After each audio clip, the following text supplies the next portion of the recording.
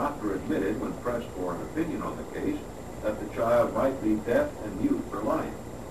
I challenged the doctor's opinion. I had the right to do so. I was the child's father. I, too, reached a decision and rendered an opinion, but I expressed the opinion silently, in the secrecy of my own heart. In my own mind, I knew that my son would hear and speak. How? I was sure there must be a way.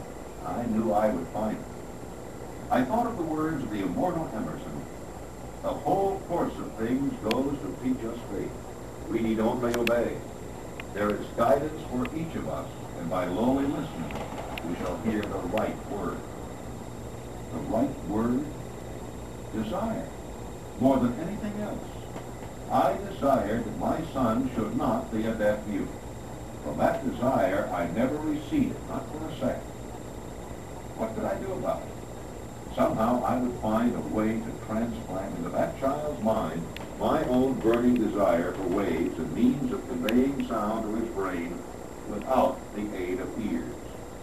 As soon as the child was old enough to cooperate, I would fill his mind so completely with a burning desire to hear that nature would, by methods of her own, translate it into physical reality.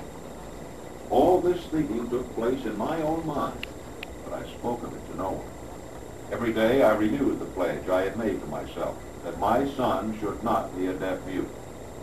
As he grew older and began to take notice of things around him, we observed that he had a slight degree of hearing. When he reached the age when children usually begin talking, he made no attempt to speak, but we could tell by his actions that he could hear certain sounds slightly.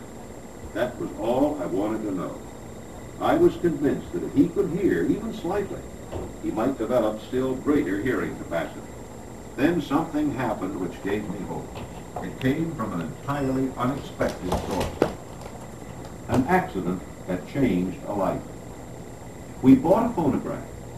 When the child heard the music for the first time, he went into ecstasies and promptly appropriated the machine. On one occasion, he played a record over and over for almost 2 hours, standing in front of the phonograph with his teeth clamped on the edge of the case. The significance of this self-formed habit of his did not become clear to us until years afterward, for we had never heard of the principle of bone conduction of sound at the time.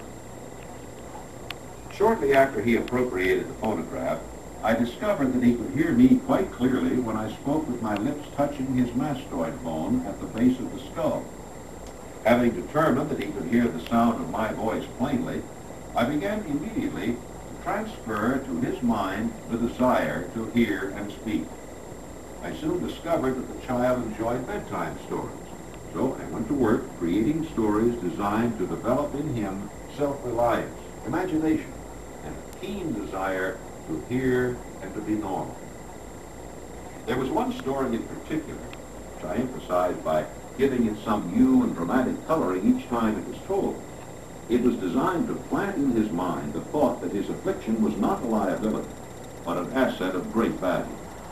Despite the fact that all the philosophy I had examined clearly indicated that every adversity brings with it the seed of an equivalent advantage, I must confess that I had not the slightest idea how this affliction could ever become an asset. He won a new world with sixth sense. As I analyze the experience in retrospect, I can see now that my son's faith in me had much to do with the astounding results. He did not question anything I told him. I sold him the idea that he had a distinct advantage over